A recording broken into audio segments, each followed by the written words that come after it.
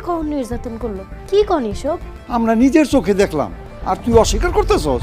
আমি 1 লাখ পারি, 1.5 লাখ পারি, যত টাকাই পারি ব্যবস্থা করবো ইনশাল্লাহ। অনেকেই অপেক্ষা করেছিলেন বৎসরট নাটকের 6 নম্বর পর্বটি দেখার জন্য।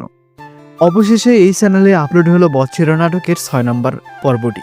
এই পর্বটি আগের পর্বগুলো থেকে অনেক বেশি ইন্টারেস্টিং। এই পর্বে জামালকে বিষ খাওয়ানো হবে এবং বিষ খাওয়ানোর পরে কি হয়, আর মায়াকে কি বাড়িতে রাখা হবে নাকি বাড়ি থেকে তাড়িয়ে দেওয়া হবে, এই সব কিছু জানতে পারবেন এই পর্বে।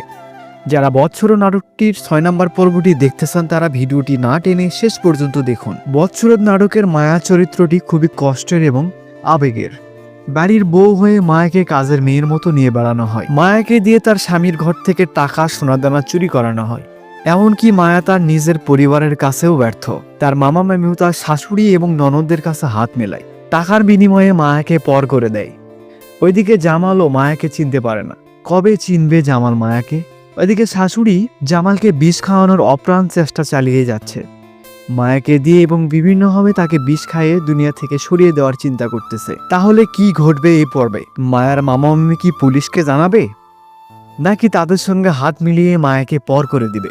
দেখতে হলে ভিডিওতে লাইক দিয়ে চ্যানেলটি সাবস্ক্রাইব করে পাশে থাকবেন, কারণ এই চ্যানেলে পাবেন আপনারা বৎসরট নাটকের যাবতীয় পর্বগুলো।